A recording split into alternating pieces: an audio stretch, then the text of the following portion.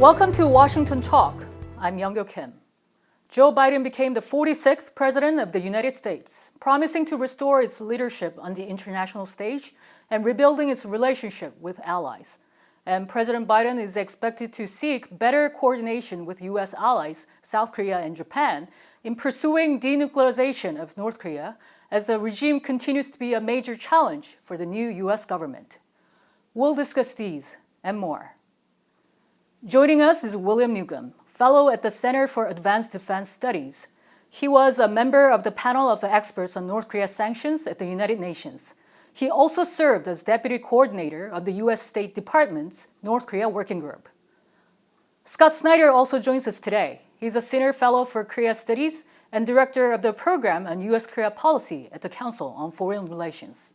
His book, South Korea at the Crossroads, examines the trajectory of South Korean foreign policy. Welcome to the program.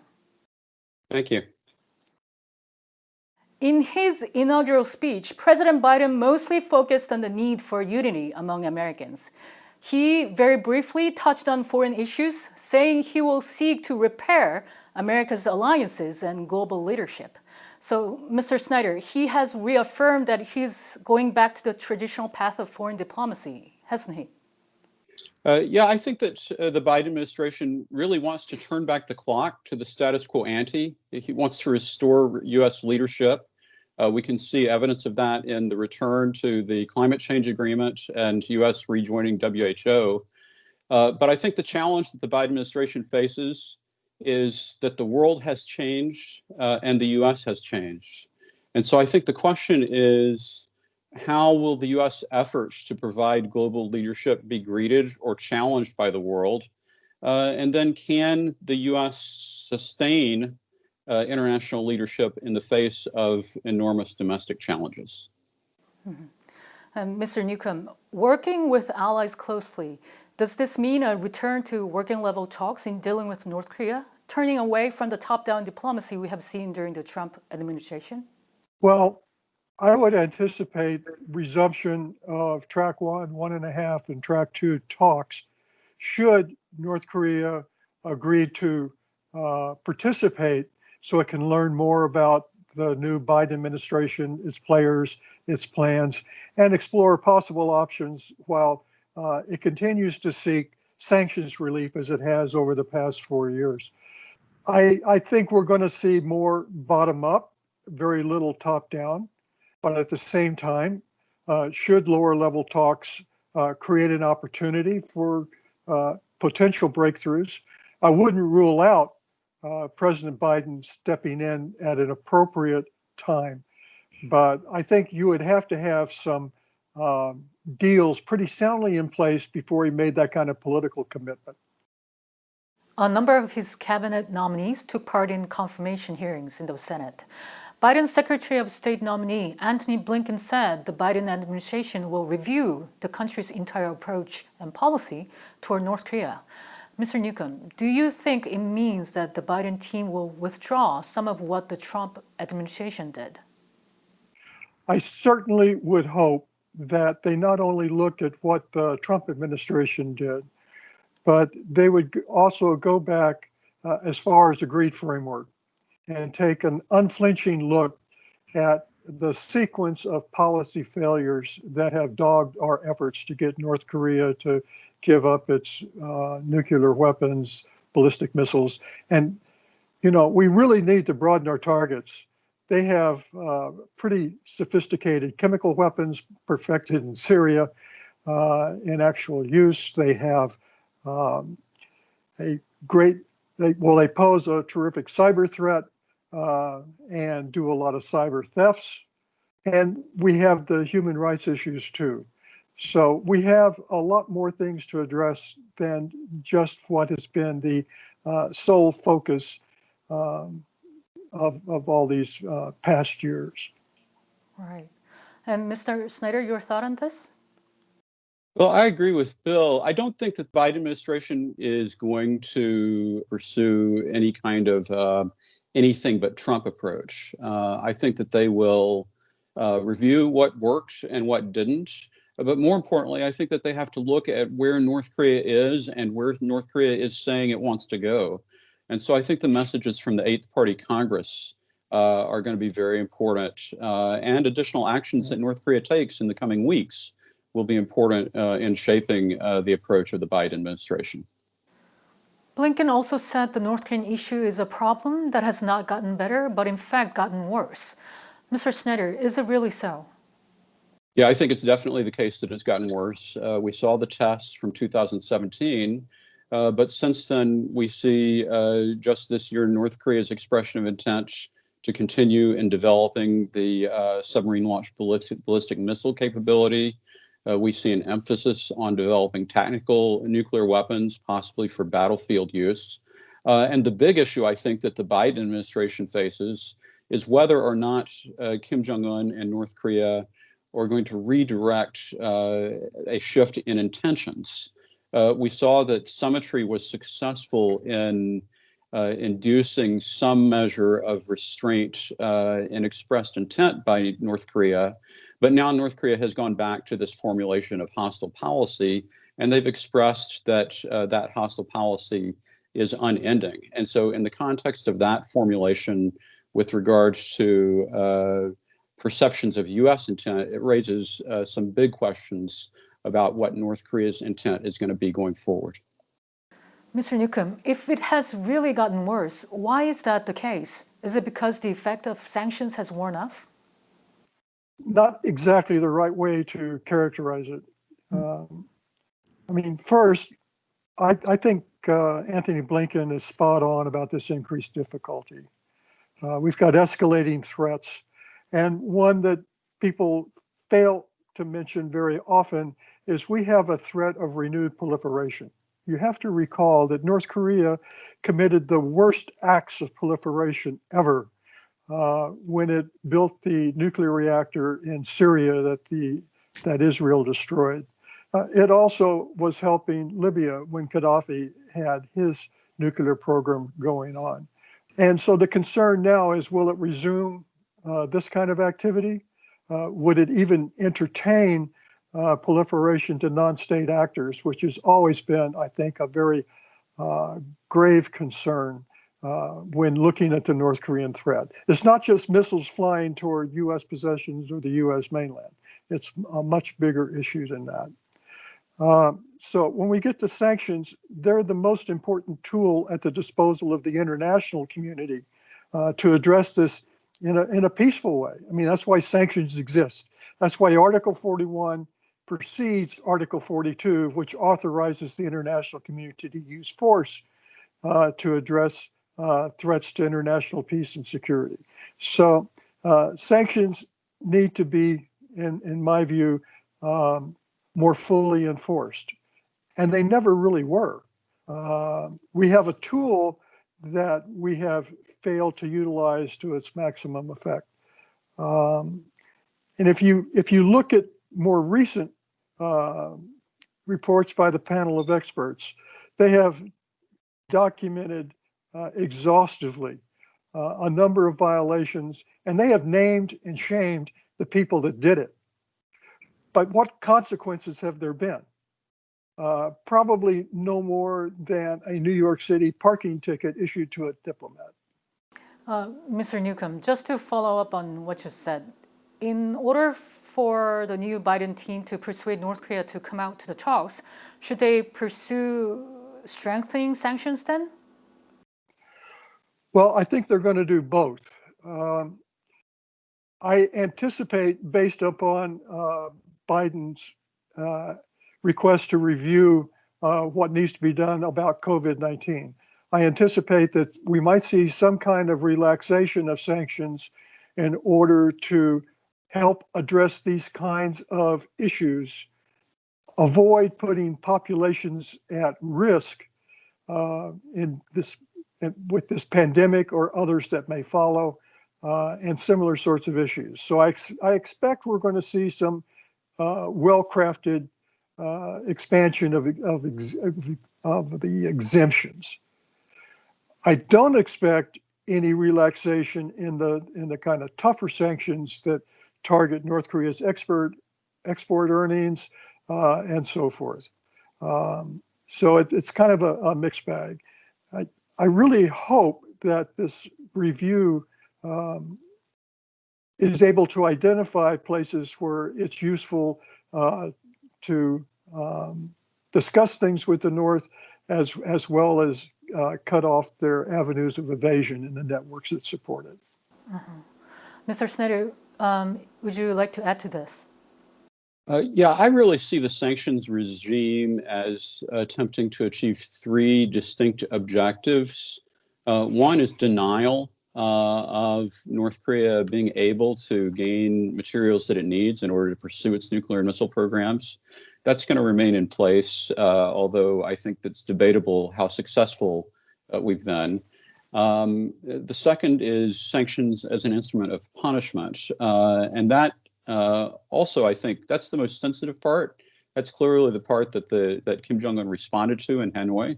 And it's also the area where you can imagine that distinguishing humanitarian aid intended for the people of North Korea from targeting the leadership is important. And then the third dimension is sanctions as an instrument of leverage in a negotiation process. And that's the part that really has to be thought through very carefully in terms of how one thinks about sanctions lifting in the context of moving forward as part of negotiations. And it's really the reason why I think that it's unlikely we're going to see premature sanctions lifting because sanctions is perceived as leverage in the context of any interaction with North Korea that might be required in order to move forward on denuclearization. And now the Democratic Party controls 2 houses of U.S. Congress, although rather slimly. The U.S. Congress often showed in the past a nonpartisan consensus on its stand on North Korean issues. Mr. Snyder, do you expect that the pressure on North Korea will strengthen under the Democratic-controlled Congress? Well, I think there's going to be continued skepticism of North Korea in Congress. I think that there may be more reflexive opposition to whatever the Biden administration does on North Korea from the Republicans in Congress. And in a way, the really interesting development is the emergence of a small group in Congress that believes that we should focus on peace rather than denuclearization. This is the progressive wing within the Democratic Party. But I do not see that group as having any real significant influence at this stage in shaping the Biden administration's policies toward North Korea. Mr. Newcomb, your thought on this? Is there a possibility that we would see some support from the Congress for the engagement with North Korea? Well, I would hope so. In fact, when the new policy is being developed, I would encourage those who are looking into these issues to involve Congress at a very early stage, because I think bipartisan congressional buy-in is going to be crucial over the longer term in developing any kind of policy that would have a hope of success. If we go back to agreed framework, recall that Congress didn't support it. Congress didn't fund it. And that meant that the people in Cato had to go around internationally with their begging bowl to get the money for the LWRs, right? That kind of situation has changed dramatically. We now see Congress passing legislation. In part, it passed legislation because the prior administration wasn't doing enough in their view. In part, it passed legislation to address some glaring human rights abuses. So Congress has put a marker on these issues. Mm-hmm. And meanwhile, South Korean President Moon Jae-in has picked Chung Eui-yong, former Director of National Security at Cheongwade, as his new foreign minister. It was announced just hours ahead of President Biden's inauguration. And of course, he's known for playing a key role in Seoul and Washington coordination, especially in realizing the historic summit between the U.S. and North Korea. Tapping Chung Eui-yong as a foreign minister is seen as President Moon pushing for talks between the U.S. and North Korea. Mr. Newcomb, will this work? I don't think so. I'm sure that you're absolutely correct that he was put in position to rally support from the new Biden administration toward President Moon's efforts to, restart some kind of peace talks and other issues with the DPRK. But with the policy review needing to be done first, I don't expect any kind of near-term progress on gaining that kind of support, other than maybe some rhetoric. I think in time, once the U.S. and the ROK consult, and again, I expect that to happen also in the policy review process, just like I expect consultations with like-minded countries, Japan and those in Europe. But I don't expect anything new. And I don't anticipate a full-throated support of whatever the ROK is pushing. Mm-hmm. Mr. Snyder, President Biden has made clear that he will only meet North Korean leader Kim Jong-un when there is a progress in denuclearization, which means he will leave much work to the professional diplomats. Is there any room for South Korea to play the role of an intermediary in this? Well, I think that South Korea's ability to play an intermediary role depends almost completely on whether or not North Korea is willing to use South Korea as an intermediary. And under current circumstances, it doesn't look like Kim Jong-un is really inclined to do that. We see a lot of effort on the part of South Korea to place itself as an intermediary, but I actually think that what the U.S. wants more than South Korea as an intermediary is South Korea as a partner. And the scope of that partnership, I think, from the perspective of the United States, is not solely focused on North Korea. It also involves a set of expectations for alliance cooperation on a whole range of issues. So I think it's important for the South Korean administration under Moon Jae-in to recognize that it really has a comprehensive role to play, and that North Korea is not the only problem facing the world.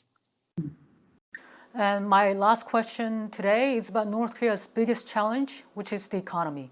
The regime has pledged to carry out its new 5-year economic development scheme. Mr. Snyder, how serious is the situation in North Korea right now? Well, I'm not sure that we understand in as great a detail as we need to, but I think that what's clear is the Eighth Party Congress admitted a whole range of failures, and it doubled down on self-strengthening, which is an inward-focused policy. We've seen evidence of exchange rate volatility. I think there may be problems in the internal distribution system in North Korea. And actually, that's of great concern because it's in part what led to the famine in the late 90s. Domestic agricultural production may be a little bit more stable. But it really is, I think, one of the big questions, and I actually think that it's going to be looked at very carefully as part of a policy review to determine whether North Korea's economic weakness could provide an opening for diplomacy. Mm-hmm. Mr. Newcomb, with sanctions in place, can North Korea really weather through this? If we go back a couple of years, we see North Korea sort of coping with sanctions.